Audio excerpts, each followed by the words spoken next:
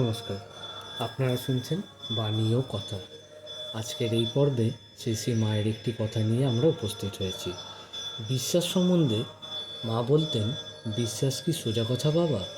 বিশ্বাস শেষের কথা। বিশ্বাস হলে তো হয়েই গেল, অবিশ্বাস তো আসবেই, সংশয় আসবে, আবার বিশ্বাস হবে। এইরকম করেই তো বিশ্বাস হয়। এরকম হতে হতে পাকা বিশ্বাস হয়। দেখুন, একটি ছোট্ট কথা, বিশ্বাস, কিন্তু আমাদের জীবনে এর গুরুত্ব অপরিসীম। তা সে যে কোনো ক্ষেত্রেই হোক। কিন্তু আমরা অনেক সময় বুঝে পাই না, ক্ষণিকের আমাদের বিশ্বাস পরবর্তী সময়ে হয়তো গিয়ে সেই বিশ্বাসটা অবিশ্বাসে পরিণত হয় বা সংশয়ে পরিণত হয়।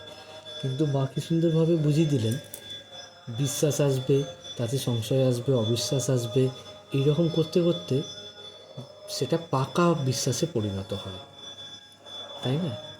মায়ের এই কথার রাশ টেনে আজকে বাণীয় কথা এখানে বিরাম দিলাম। শ্রী শ্রী মা ও ঠাকুরের আশীর্বাদে আপনারা খুব ভালো থাকুন, সুস্থ থাকুন, আনন্দে থাকুন, এই কামনা করি। ধন্যবাদ সবাইকে। শুভরাত্রি।